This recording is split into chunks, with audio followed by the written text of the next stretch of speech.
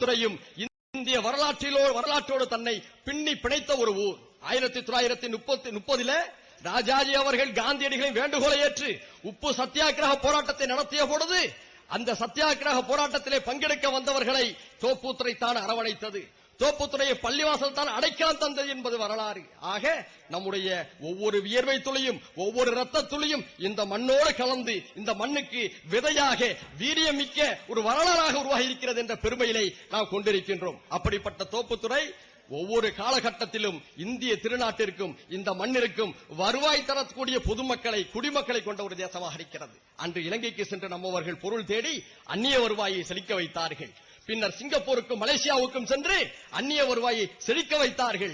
இன்று அரபு நாடுகளுக்கும் ஐரோப்பிய நாடுகளுக்கும் சென்று இந்தியாவுடைய வருவாயிலே அந்நிய செலவாணியை கொண்டு குவிக்கக்கூடிய ஒரு சமுதாயமாக முஸ்லிம்கள் இருக்கிறார்கள். தோப்புத்துறை மக்கள் இருந்து கொண்டிருக்கிறார்கள்.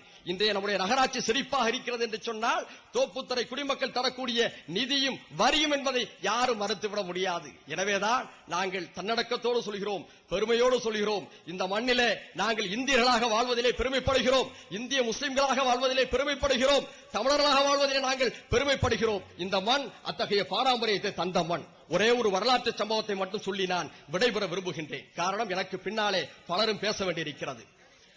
இந்திய விடுதலை போராட்டம் ஒரு கட்டத்தை எட்டிய அந்த தருணத்தில் துரதிர்ஷ்டவசமாக ஒரு சிலர் செய்த தவறுகளின் காரணமாக நாடு பிளவுபடுகிறது. நாடு பிளவுபட்ட அந்த நேரத்தில் மதக்கலவர்கள் வெடிக்கிறது. அந்த நேரத்தில் தென் தமிழகத்திலிருந்து ஒரு சிங்க குரல் எழும்பிற்று. என்ன தெரியுமா சொன்னது? வடக்கே எது வேண்டுமென்றாலும் நடக்கலாம், வடக்கே சில அரசியல் தலைவர்கள் செய்த தவறுகளின் காரணமாக மதக்கலவர்கள் நடந்து கொண்டிருக்கின்றன. ஆனால் நான் வாழக்கூடிய இந்த மண்ணிலே சகோதர இஸ்லாமியனுக்கு எந்த ஒரு ஆபத்து என்றாலும் என்னால் பொறுத்துக் கொள்ள முடியாது என்று கர்ஜித்தவர் நம்முடைய மரியாதைக்குரிய முத்துராமலிங்க தேவர் என்பதை இந்த நேரத்தில் நான் பதிவு செய்ய கடமைப்பட்டிருக்கின்றேன். அந்த முத்துராமலிங்க தேவர் யாரிடம் பால் குடித்தார், யாரிடம் வளர்ந்தார்?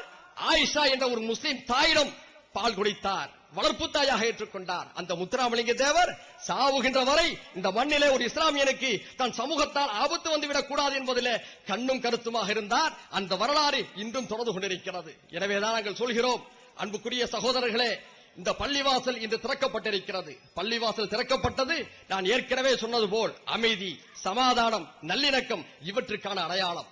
இன்றைய ஜும்மா தொழுகையில நாம் நமக்காக பிரார்த்திக்க கடமைப்பட்டிருக்கின்றோம். அதே நேரத்தில் இந்த நாட்டுடைய வளர்ச்சிக்காக, இந்த நாட்டுடைய ஒருமைப்பாட்டுக்காக, உலக அமைதிக்காக வல்ல இறைவனிடம், இறைவா இந்த மண்ணில் அமைதியும் சமாதானமும் தலைப்பதற்காக உன்னுடைய ஆசியை வழங்கு என்று நாம் பிரார்த்திக்க கடமைப்பட்டிருக்கின்றோம். உலகம் முழுக்க பயங்கரவாதமும் தீவிரவாதமும் தலைவிரித்தாடிக் கொண்டிருக்கக்கூடிய நிலையில் முஸ்லிம்கள் மட்டுமே தீவிரவாதிகளாகவும் பயங்கரவாதிகளாகவும் குற்றவாளி கூண்டிலே நிறுத்தப்பட்டிருக்கக்கூடிய ஒரு மோசமான காலகட்டத்தில் நாம் அமைதியின் தூதர்களாக, சமாதானத்தின் தூதர்களாக இந்த மண்ணிலே களப்பணியாற்ற கடமை நமக்கு இருக்கிறது. உண்மையிலேயே பயங்கரவாதி யார் என்பது உங்களுக்கு எல்லாம் தெரியும். அமெரிக்காவில் ஆட்சி செய்யக்கூடிய ஒவ்வொரு அதிபரும் பயங்கரவாதியாக இருந்து கொண்டிருக்கக்கூடிய நிலையில பாதிக்கப்படக்கூடியவர்களின் மீது பயங்கரவாத பழிவிடக்கூடிய நிலையில் பயங்கரவாதத்துக்கும் தீவிரவாதத்துக்கும் எதிராக இந்த மண்ணிலே நாங்கள் அனைத்து பணிகளையும் செய்வோம் என்ற உறுதியை இன்றைய ஜும்மா தொழுகையிலே நாம் முன்னெடுக்க வேண்டும். ஒரு பள்ளிவாசலை இந்த மண்ணிலே யார் எழுப்புகிறாரோ அவர்களுக்கு சொர்க்கத்திலே ஒரு மாளிகையை இறைவன் எழுப்புகிறான் என்று நபிகள் நாயகம் ஸல்லல்லாஹு அலைஹி வஸல்லம் அவர்கள் கூறியிருக்கிறார்கள். இந்த பள்ளிவாசலுடைய கட்டமைப்பில் எழும்புவதில் சிக்கல்கள் வந்த தருணத்தில் நம்முடைய ஜமாத்தார்கள் நம்மிடம் சொன்ன அந்த தருணத்தில் ஒவ்வொரு சூழ்நிலையிலும் ஜமாத்தார்களுடைய வேண்டுகோளை ஏற்று பேராசிரியர் ஜவாஹிருல்லா அவர்களிடமும் அன்றைய வக்ஃபு வாரிய தலைவர் ஹைதர் அலி அவர்களிடமும் எந்த சச்சரவும் இன்றி மிக விரைவாக இந்த பள்ளிவாசல் எழும்ப வேண்டும் என்று ஜமாத்தின் சார்பாக நான் கேட்டுக்கொண்டேன். அவர்களும் வாக்களித்தார்கள், அதேபோடு செய்து காட்டினார்கள். இறைவனுடைய மிகப்பெரிய கிருபையினால் இந்த பள்ளிவாசல் இன்று எழும்பியிருக்கிறது.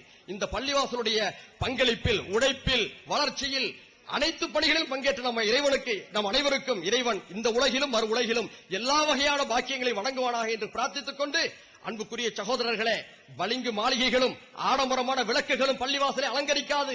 இறைவன் திருக்குர்ஆனிலே சொல்கிறான், தொழுகையின் மூலமாக மட்டுமே பள்ளிவாசல் அலங்கரிக்கப்படும் என்று இறைவன் திருக்குர்ஆனிலே சொல்கிறான். அந்த அடிப்படையிலே இந்த ஜும்மாவுக்கு நாம் வருகை தந்திருக்கிறோம். அடுத்து வந்த அசர் தொழுகையிலும், மக்ரிப் தொழுகையிலும், இஷா தொழுகையிலும் எல்லா தொழுகைகளிலும் இந்த பள்ளிவாசல் நிரம்பி வடிய வேண்டும். இந்த பள்ளிவாசல் கட்டுவதற்கான காரணங்கள் அதில் தான் இருக்கிறது என்ற வேண்டுகோளை விடுத்து, இந்தியா எங்கள் தாய்நாடு, இஸ்லாம் எங்கள் வழிபாடு என்ற கோட்பாட்டோடு நம்முடைய வாழ்க்கை பாதை அமைத்துக் கொள்வோம்.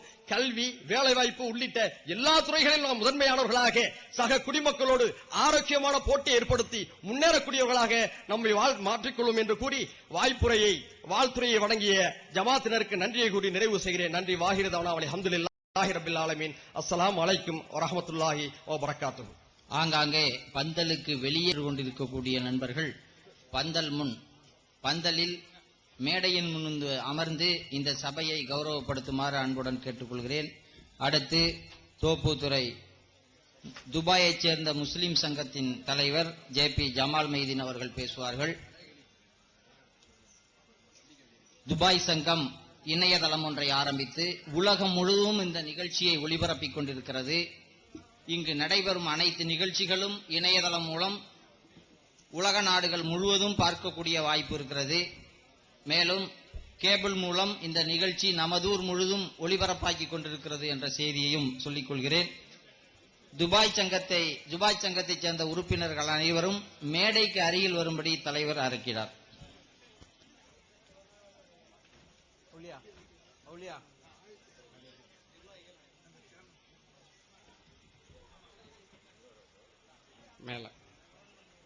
அஸ்ஸலாமு அலைக்கும்.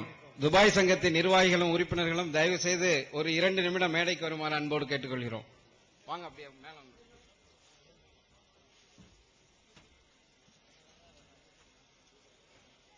வாங்க, எல்லாம் வாங்க.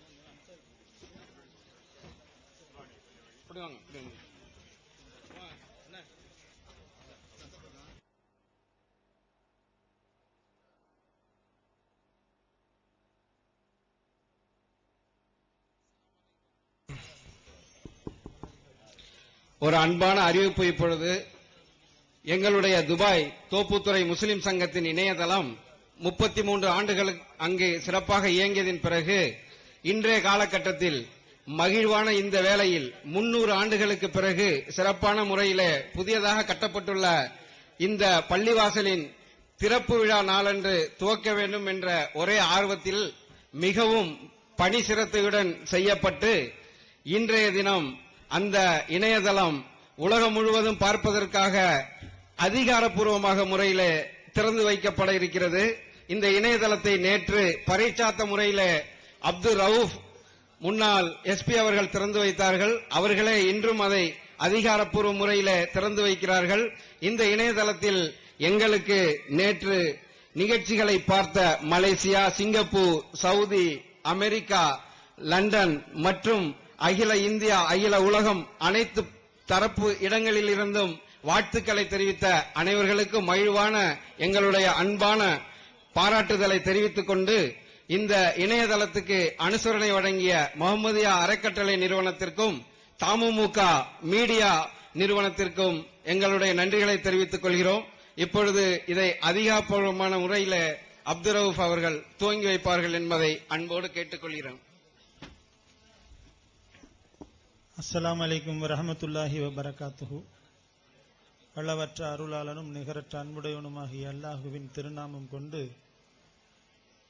கண்மணி நபீனா ஸல்லல்லாஹு அலைஹி வஸல்லம் அன்னவர்களின் துஆ பரக்கத்துடனே இந்த இணையதளத்தை நான் இங்கே திறந்து வைக்க இருக்குகின்றேன். எனக்கு இந்த வாய்ப்பினை நல்கிய துபாய் வாழ் தோப்புத்துறை இஸ்லாமியர்களின் சங்கத்திற்கு எனது நன்றியினை காணிக்கையாக்கி, இந்த இணையதளத்தை திறந்து வைத்து விட்டால் மட்டும் போதாது, இதனை நீங்கள் நல்ல முறையிலே பயன்படுத்த வேண்டும். இணையதளம் என்பது அகில உலகத்திலே உள்ள அனைத்து கணனியையும் இணைத்து அதற்கென ஒரு தனித்தளத்தை உருவாக்கி அதன் மூலமாக எங்கெங்கெல்லாம் என்னென்ன சம்பவங்கள், நிகழ்ச்சிகள், வரலாற்று சான்றுகள் எல்லாம் நடக்கின்றனவோ அவையெல்லாம் நாம் இணையதளத்தின் மூலமாக அறிந்து கொள்ளலாம். ஆக கணனிய இயக்க